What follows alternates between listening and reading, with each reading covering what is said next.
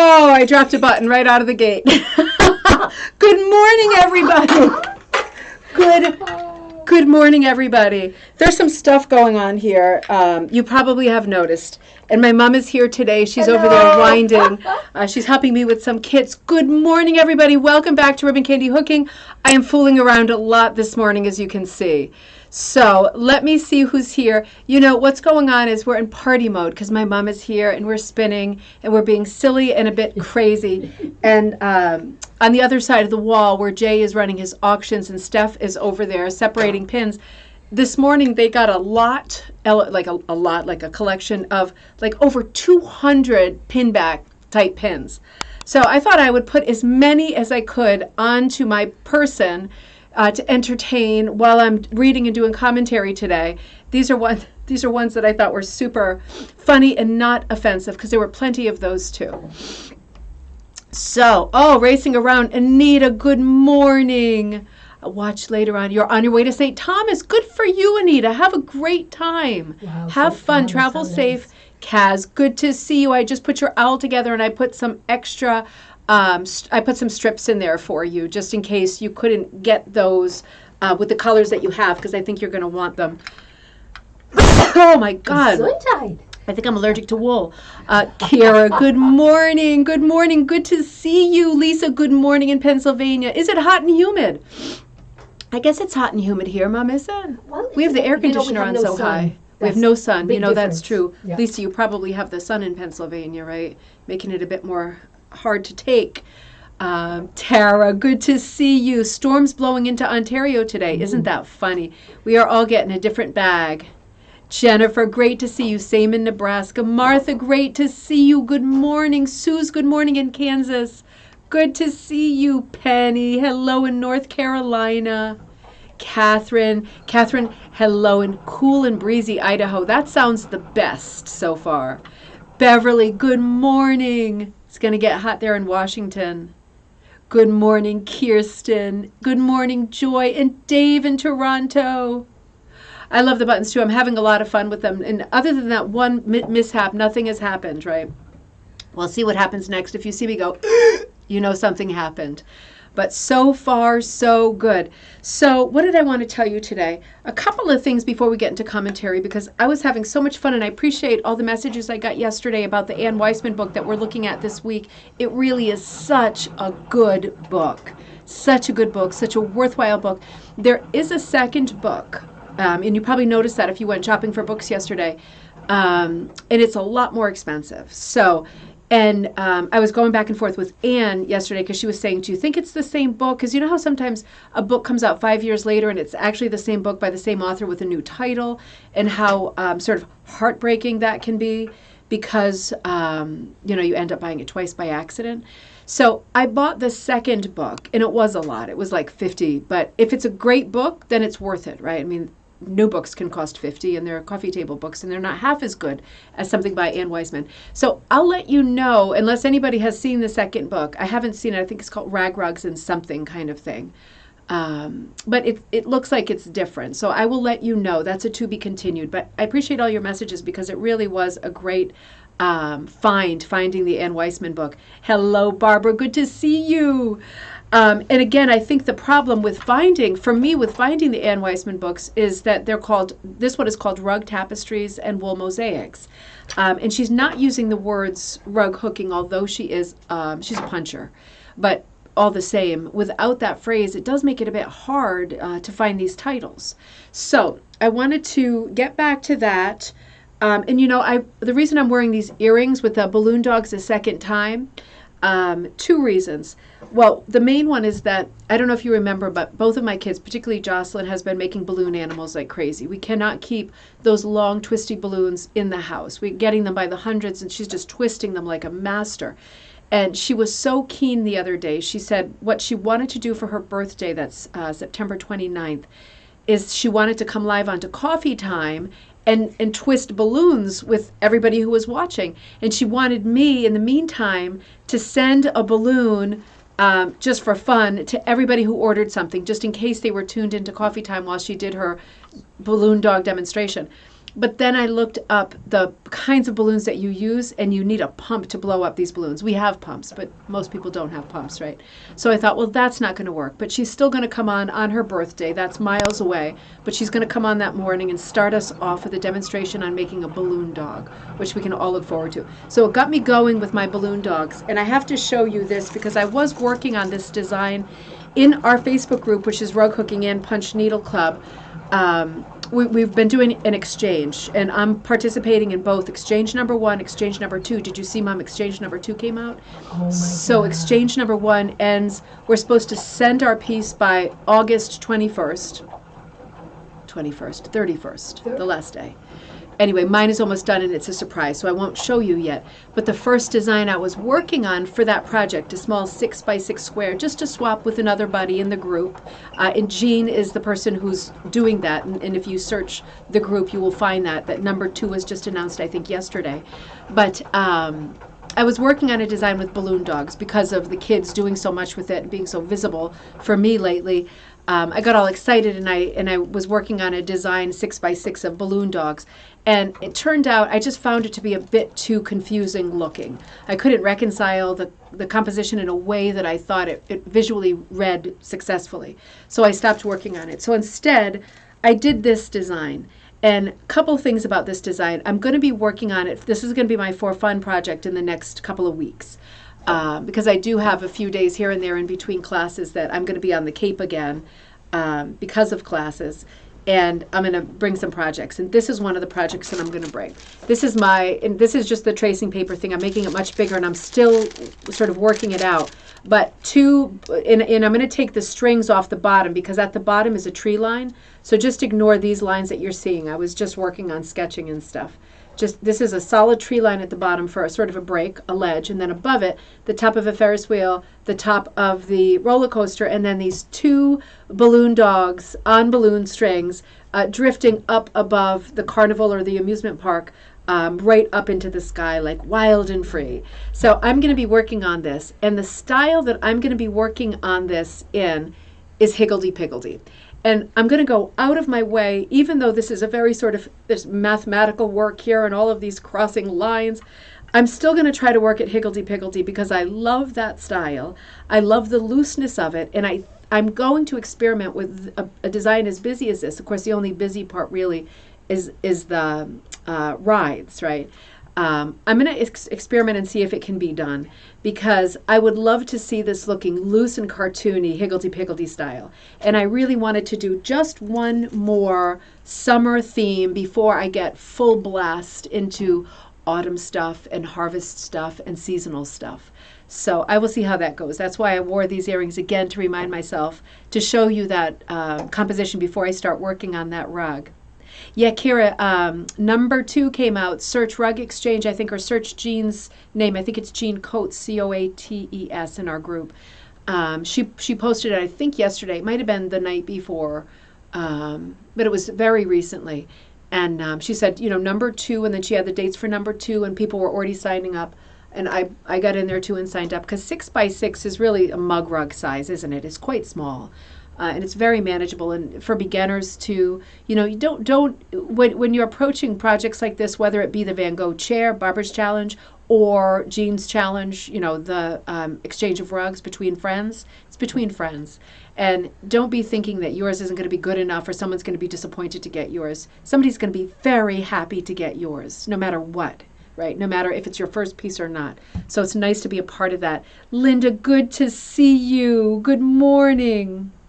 I love the balloon dogs too, Barbara. I'm just trying to figure out what the best way is to do them. So that's going to be much bigger. And I just love the idea, dogs on a leash, balloons shaped like dogs, but them being wild, just totally free up in the air, up in the sky. I just thought it's just such a sort of liberating, happy image. If I can get it right, if I don't completely mess it up, I can always remove the roller coaster and the Ferris wheel, but I really like that part. It's like the hint of a distant carnival just beyond the trees, Seemed like a really good idea, but many things do that don't work out. So we'll see how that goes. So back to our subject. We started with Anne Wiseman yesterday, and do you remember how she dedicated the book to, what did she say, Mom? to all of the latent geniuses, the latent geniuses. For all of the people who feel that they don't have any talent, that they haven't found their talent, that are pretty sure they're going to screw it up, to all of those people, not in those words, she dedicates this book. And it really is the most, talking about flying in the sky, uplifting and encouraging book. So I want to pick up where we left off. And do you remember in the foreword how, just to sort of set the stage again, how she was talking about how in 1969 when this book was written, and I think even more so today, you do get this sort of belt of people, and I'm going to say women, right? Not to be a sexist, but I'm going to specifically say women, who really take pride in announcing all of the things that they can't do and are not good at and need other people to do for them. So this is just a weird mindset, and she really articulates this so well. I don't know when we became a generation of people who are proud that we are inept. I just don't know. I'm more the opposite kind of person, and I'm more likely to fudge and say, yeah, I can do it, and figure out how to do it before I have to show that I can do it. But I'm not a person who likes to say, yeah, I can't hold a needle, I don't know how to sew a button on. I think that's depressing. And we're all good at different things, and there's holes in all of our sort of little grab bag of skills and talents. But I think her point is, when you approach any project with the attitude that there's no reason why you shouldn't be successful at it, that you're way more likely to be successful. If you approach it with the attitude that, oh, I can't really do anything, and this probably is going to be the same, that's probably going to be the level of success that you achieve at anything. Let me know if that winder, because my mom's winding, let me know if you can hear the winder, because if you can, we'll take a little break. Sue says, I can see the balloon dogs at the dog park. That's a good idea too, Sue. The balloon dogs up above the dog park with a bunch of dogs under there. Oh, what a great idea. See the ideas. See the brainstorming. Kirsten, I just thought of you because you've been drawing a lot of dogs lately too. Interesting. Or maybe a cat up a tree with the balloon dogs in the sky. Could be a whole series of balloon dogs. Wouldn't that be funny? Like the cat getting to the level of the balloon dogs up in the air. Oh, that would be funny too. Oh, I like all those ideas.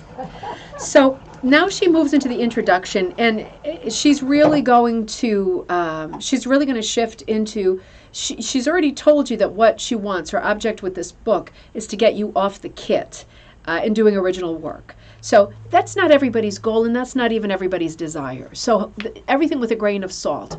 But she just wants to put it there, low-hanging fruit, dangling in front of your face on the off chance that you might be a person that says, you know what, I think I'm going to give that a try. That might be my latent talent. I might be a genius for this thing that I have not tried yet. Penny says a cat, of course. Penny, you love your cats, huh? Yeah, I like the idea of a series too. Yeah, Kirsten, get going. It's all yours. It's all yours. I'm going to hook this one. You do a different one. For the page, of course, for all of us. But yeah, that would be amazing. So she says, courage to undertake new things always comes more easily when one knows the risk of failure. I think that's really true, isn't it? And not only that, but when you know, when you do fail at things, and you failed at many things, you already know it is what it is. It's not that bad, right? Back to Irma Bombeck. One of these pins said, "The life is a bowl of cherries. Why am I in the pits?" One of them says that. That's one of my favorite books, by the way. But that kind of thing, like, you know what it is when you fail, when you fall, and you don't die of it, right? So you're much more inclined to take on new things and to try new things, because you know that failure is something that has a shape and is manageable and is temporary, and is something that you can overcome. Cat, claws, balloon dog, big possibilities. There you go. She's off on a tear. So she says, this book is about a craft that is almost fail-proof. Most mistakes are either repairable, lost in the thicket, and I love that expression with rug hooking, lost in the thicket, right? That's very, very visual. Or, in fact, serve to enhance the total result. That is a very good point, and that is something that we don't talk about enough in rug hooking, that when you do make a mistake, it is often the kind of mistake that lends itself to variety, more texture, more interest, different lines, something unplanned, right? If you are just following a commercial pattern, like a paint by number, there's not going to be a lot of margin for play. But when you make a mistake, then sometimes that shows you, oh, well, what if I did more of this? Yeah, or then we've got consistency and it looks like it's intentional. And isn't this something interesting? A lot of mistakes can work like this with this craft. And then she says, the Oriental, so I'm going to switch this to the Asian people of the Asian culture believe that only the gods are worthy of perfection and are surely it's only creators. So it is said that no matter how skilled a craftsman is, that they will make a deliberate imperfection into his or her work in deference to the gods. So, and she says, and remember, if all else fails with our rug making, you can walk on it. Now, that's a good feeling, too. That's another funny thought to cap it off with. But the idea, culturally of Asian people historically putting an era and imperfection into all of their work, be it, weaving, crafts, textiles, pottery, painting, is a nice thought, right? And this does remind me back to the paint by number thing. I used to collect paint by numbers, but I only collected the ones where people didn't paint the number 13 in. So they were interesting to me because there's so many of them. It's remarkable how many paint by numbers, when you look at them closely, the number 13 isn't painted because people are superstitious, right? And I always thought it was funny to see that because once I saw it a few times in antique stores, I thought, that's odd. I wonder if it's the same person. And then I thought, of course not. It's people who are superstitious. And there's a lot of those. So I just thought that was interesting. And I liked the idea of the superstition sort of dictating that practice. But also, I like the idea that it was imperfect with one piece unpainted and just with a little number showing. So imperfection is desirable, right? If you are not 100% technical, if there's any part of you that's more creative than technical that will sometimes override the technical you, those are the parts that long for imperfection. So she says, there isn't much to it. She's talking about the practice of rug making now. All one needs is to bend a nail. Now we can do a bit better than that in this day and age. A feed sack and the hem of a skirt. Or, if you like, get the whole family involved. Put up a big frame in the parlor, get the neighbor children in, and she puts in parentheses, the grown-ups will soon follow. You can see a big party evolving here, big block party. See what 25 New York children made in 25 Saturdays at the Metropolitan Museum of Art, page 107. So I wish it was 1969 because I would be heading over to the Metropolitan Museum of Art to photograph what they were working on. But 25 Saturdays, this was an exhibit at the Met. I'm going to show you it. I'm going to forward to the back and show you what the kids were working on.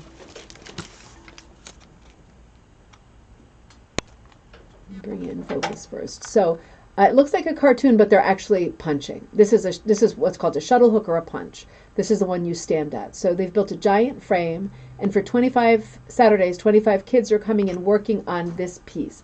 This was an exhibit at the Metropolitan in 1969. Now, isn't that fantastic? All the different styles. You see the, not the embassy, what's that called? Mom, the United Nations. The United Nations. So when my mom's here, I'm always asking her, I'm always deferring to her. My brain works that well. It works great. And the Empire State Building and the Brooklyn Bridge and lots of little things that are recognizable. Beautiful sort of mixed composite of the skyline, right? Hey, Denise. She is such an interesting author. She is, as far as being an author, she's my favorite in terms of writing. I love her pieces. There's so many people whose pieces I love and whose work I love. But in terms of her writing, I love it. I think she wants to enable and free everybody. She wants to give everybody a get out of jail free card to do just what they want and to sort of connect with who they are and what they want to express, even if it's just like a series of happy accidents. She's all about sort of flying by the seat of the pants, and I love this philosophy. So she says, now this is another idea for a project. I'm paraphrasing, so I'm skipping huge parts here. But she's talking about something that you could do in a community setting as a group. Now, I think this is an extraordinary idea, and maybe this is something we should talk about when things slow down a little, my classes slow down a little bit, where we can start doing more plans together, when the Van Gogh exhibit is up and going, live in person. And I think maybe in the winter we should talk about this idea. She says, with the town's discarded winter clothes, make an heirloom depicting some aspects of your community's life or its place in history. Let everyone contribute line drawings of parts of the story you plan to tell or ask for self-portraits to populate the cartoon. I like how she calls the composition the cartoon. She doesn't take herself super seriously. She doesn't fancy herself an artiste. She keeps referring to her drawings, and she is very good, as cartoons because they're line drawings, right? Sometimes we get very ahead of ourselves with rug hooking. We get very high horse everything. And she is really down to earth in her approach. So she's saying, why not get the whole community involved in a project like the one at the Met, where they're donating their winter clothes and the stuff that's ruined and won't fit anybody. No good for anybody, right? Everybody's got enough problems without a bunch of stained clothes with holes in them. But beyond that, what about putting together for the people who want to contribute cartoons and line drawings, portraits, pictures of buildings, all to put, and then she says, let one qualified artist compose the arrangement of figures into the final composition. One person really has to be the sort of synthesizer of the whole piece, the person who culls everything and comes out with a really strong composition, because it will be a lot of elements, won't it, with any number of people contributing. And she said, such a project provides a delightful winter's work. Now, this really is a great idea. She's a big one for, and we're going to get to it, her husband just keeps building her these enormous frames all over the place, wall frames, right? So for standing at, vertical frames. And lots of shuttle hooks, and we know there's lots of shuttle hooks around, and also Oxford punch needles, and any punch needle would work. Hooking's not going to work because you'll never get your arm around a giant piece, right? But any kind of punching would work. This is just a great idea to get the whole community involved in composing a tapestry, if everybody's feeling well and doing well and numbers are good, in the future, in the near future. What a great community project for people to get together and work on something like this that could then permanently be displayed at a local museum, historic home, the library, the post office, right? Anywhere. So she's full of great ideas, and she's obviously very interested in community work and community projects that will bring people together and get people going with this particular craft.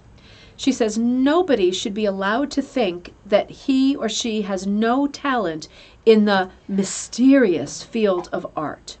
If indeed he has none now, he probably had it when he was 3, but first grade, it was no doubt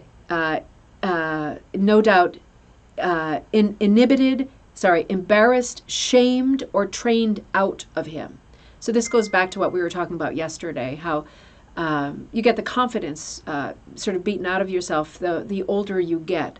You get bad feedback from people or neutral feedback from people, and it gets you down, and it's hard to let go of those things. But she's saying, everybody had inherent talent when they were 3, and you probably lost it by the time you were 5. But it's possible to get it back, right? So there is that great light at the end of the tunnel. It is, Martha, a really interesting idea for a community project. What a great thing to do, because people do like to be working on the same project. I think, number one, because like with our Van Gogh chairs, many people are getting involved in that, and I'm very, very happy. But we're used to working independently as rug hookers. For people that don't already know the craft, how easy it is, how, as Anne would say, fail-proof and foolproof it is. For people that don't know that, it is a great thing to get the whole community involved, because won't they be surprised when they do well at it and they have success at it, right? What a sort of confidence boost it is, and what a good feeling to be part of something like this kind of creative project that will be hung somewhere permanently. It's a great idea. I think we should return to that idea and think about in our communities, if any of us have a sort of entree with anybody, or they know anybody that could help get this going or set up and get the plans going, we could collectively put together some text on what the project is to sort of hand out, post in public places, and we could maybe start working on this together, parallel, together but apart, right, in all our different communities, and see how much progress we can make over the winter. I love the idea of 25 children, 25 Saturdays. That is super fun. I'd love to do something like the Friday Club, where every Friday people come and work on. Of course, people still work too. That's a thing. Anyway, she says this book is about the genius of the 3-year-olds. about the untapped gift for originality and design that can be borrowed from children and reborn into adults.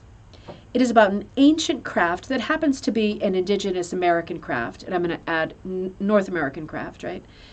It is about an art that almost died in the wake of the machine age, but limped along with the aid of a few loving hands. New England farm women with a sense of thrift kept rug hooking alive. So did Maine fishermen. Bored with the idleness of winter, with when the net mending was done, Amish maidens in need of a dowry, and a handful of artists who have, from time to time, found this new art medium. I think we've mentioned most of those artists at this point. We will continue talking about them because the fine artists who crossed over into rug hooking and punch really did give it a huge kick, right? A kick back onto the timeline. Interesting. So that was her whole introduction there, and I think it's filled with great ideas and a lot of encouragement. And then she shows this great image of hers. It's called Patterns of Spring. It's 6 foot by 5 foot, so it is tapestry scale. She does a lot of large pieces, a lot of normal sized pieces too, smaller pieces, but a lot of large pieces. This was commissioned by Mr. and Mrs. Perry Morgan of Princeton, New Jersey, and this is again called Patterns of Spring. The Orpheus legend, this is, I guess, a play on the Orpheus, the story of Orpheus. The Orpheus legend, however, ends on such a hopeless note that the author decided to dwell on the patterns of spring inherent in the myth, rather than the ending. The large family for which it is made suggested this jollier interpretation. So in other words, for the family, this is the piece, and this is a close-up of the piece, so I'll show you both. Patterns of Spring. So they must have given her as a theme the story or the legend of Orpheus. And knowing that the family she was making it for had a large family, she wants to include lots of elements, not one central motif, but a lot of things going on. And she comes up with this composition. And what a great result, right? They had to be happy with that. And then this is a bit of a close-up of it. You can see the style she works in. It's a very graphic design. She does a lot of, think back to last week, to Alice Butler, working in a similar style, doing a lot of outlines within outlines, doing a lot of outlining with dark, and then outlining with medium, outlining with light, just kind of figuring it out as you go, right? Outlining with black, but then an inner outline of like a white and then a red, outlining other things just black. I mean, really interesting. It really is so interesting to work in this style. Very, very free. You could take a commercial pattern and work in this style. You could outline some parts, you could triple outline some parts, you could quadruple outline others and not outline other parts at all. You would end up with something that looks more like this, more like Anne's work. It's a technique, right? It's a device, and it's a successful one. And then she goes into a part of the book that she calls the creative climate, and it's a great chapter, but I'm going to skip over it. She comes to the next chapter, which is a brief history of the hooked rug. I like how this is not found right at the beginning of the book, because first she's infusing into the book her own personality and the things that she hopes that you'll get out of the book. And I think that's extremely helpful to start with, because then she starts talking about the history of rug hooking, which can be a little dry, particularly if you're a beginner, right? And you don't know the names and they don't ignite a spark of interest and recognition, familiarity. If they don't, it's just kind of skip, fast forward. But I'm not going to read most of the chapter because it's names that we know and people that we like, and I know a lot of you have already ordered this book. But in one part, she says, now this is where she's going to really stick it to the very sort of organized rug hooking community of the late 1960s. So that's the disclaimer I'm giving. She says, one of the people largely responsible for the demise of originality, okay, grain of salt, right, was a clever fellow from Biddeford, Maine named Edward Sands Frost, who charmed his customers as he peddled his wares from farm to farm with a line of popular rug designs ready to hook. Many patterns were copied from prize-winning rugs at country fairs and from Oriental imports. Customers were easily persuaded to copy a design that had been judged a winner or approved by the aristocracy. In other words, like Eastern import rugs, Persian, Turkish, all these kinds of rug, Islamic style rugs, all of these would be the kinds of aristocratic rugs that would be copied theme for theme, right? Exactly. And she says, that was the beginning of the do-it-yourself kit. And with it, and here it comes, died the daring and infinitely gratifying feeling of creating an original. It's like, tell us how you really feel, right? With it, too, went the confidence of the individual. Mass approval has always led the sheep and the unsure. The title of artist, and she puts it with a capital A, has come to mean someone who is sure enough or crazy enough to stand alone against the masses. And then she goes on to further define artist as someone who has a certain amount of training, someone that other people to defer to because of their training. Somehow she's making the point that somehow a person who is artistic cannot call themselves an artist anymore, because an artist has to have certain things, including a very specific personality. And she doesn't like that, clearly. But I like how she used, and I love Edward Sands Frost, and I love that chapter of rug hooking history, and I'm sure she does too, right? Because she's in love with hooked rugs of all ages. She's particularly in love with old ones. So I'm sure that she loves, respects Edward Sands Frost and recognizes him as a hugely important player and part of the story, the whole chronology of rug hooking. But at the same time, she does make this interesting and bold point that with his stencils came the introduction of the DIY kit and the end of originality. Because when people are able to buy a kit that they assume is perfect because an artist has made it, right? Someone with training has made it. They no longer feel as secure about a design that they might draw with a piece of charcoal from the fire, right? It takes something away from that. The implication is that the fancy one is better, the new one is better. So I think it's a great point that she makes. And I love the idea that she makes this point that at this time, and I think even more so today, a person who is accepted as an artist, you know, there's a sort of aura about being an artist. And is that too loud? That might be. Is that loud? You want me to stop? I don't know. I think everybody's all right. I probably hear it better than anyone, so it doesn't bother me. I think the point about being an artist is that a lot of people don't want to consider themselves an artist because somehow the spot is already filled. The job has been taken by people who are officially artists, she's saying, who have to, you know, almost as a job requirement, be quite eccentric. You know, and it brings me back to this idea. I'm going to break in a minute, but it brings me back to this idea. Mark Twain, right? So many things go back to Mark Twain. But Mark Twain said something at one point that I thought made so much sense, because he was a man for the people, right? Of the people, about the people, for the people. That was who he was. He was a very down-to-earth person for all his fame. I mean, he was like the greatest American celebrity in his lifetime, worldwide. But he made a statement that was something like, it was about writing, right? And he said something like, a writer is not someone who can write. A writer is someone who does write. So, in other words, same thing for us, same thing for being an artist. You can call yourself a writer, right? Because you have the degrees, you have the background, you have the resume, you have the pedigree.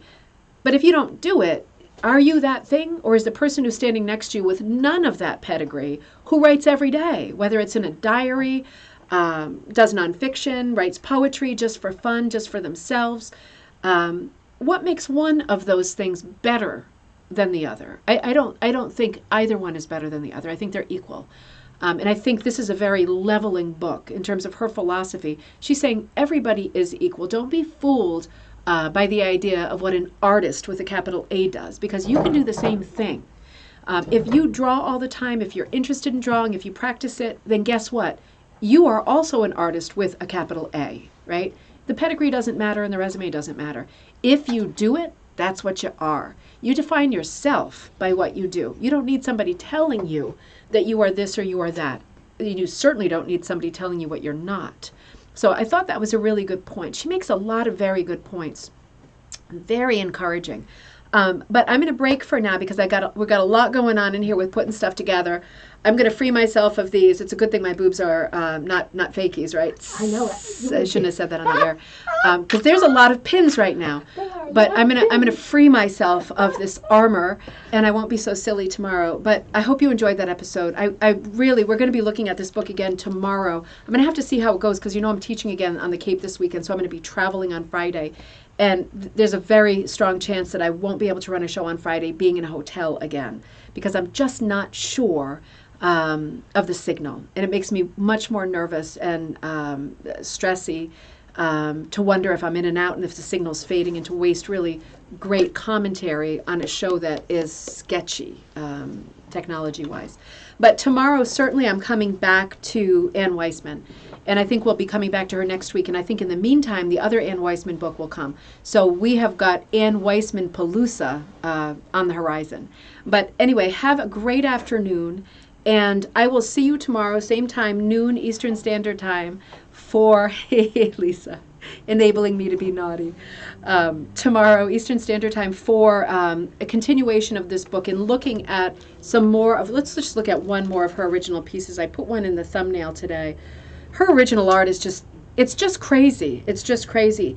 And toward the end of the book, and we'll get there, she talks about ways to find inspiration. And that's my favorite part of the book. She also talks a lot about Marguerite Zorak, who we've talked a lot about, as one of these great fine artists who has, in the early 20th century, done a lot of rug hooking. I'm looking for that image that I used for the, can't even remember what it looked like right now, but I think it was a color image, wasn't it? The image that I used for today's thumbnail. I really want to show it to you now. There it is. And you know what? This reminds me. This is the image that I showed you for the thumbnail. Is this one? I'm going to give you the info on that in just a minute. And it's called Punjab Tryst, like date, appointment. And it's by the author, inspired by Indian miniatures. Size of full, now she's referring to her work as a wool mosaic. She says size of full wool mosaic, 4 foot by 7 foot. That's extraordinary. And this piece, I'm going to tie in tomorrow. I'm going to bring in the new Janet Connor book, which is over the top amazing too. I think it's called Magnificent Hooked Rugs, because the huge sort of theme about that book is referring to fine art to create hooked rug compositions. Famous artists, famous time periods in history. And this one of Anne Wiseman's, I don't know if it's in the book, because I haven't gone through it in detail yet. I just got it yesterday. This is just a great example of crossover, looking at different civilizations, cultures, time periods, artists, and borrowing from them, because most of them are copyright free at this point, right? Borrowing directly from them to create wool mosaics or hooked rugs or whatever it is that you make. So I will cross over with Janet Connor tomorrow, because these two books are they're running parallel now, but they're about to cross like train tracks. So I'm going to put the signal up, say I'm going to switch over to Janet Connor for a minute, and then we're going to travel back on the track of Anne Wiseman. So I will see you tomorrow for that. In the meantime, have a great day, and I'll catch you on the morrow.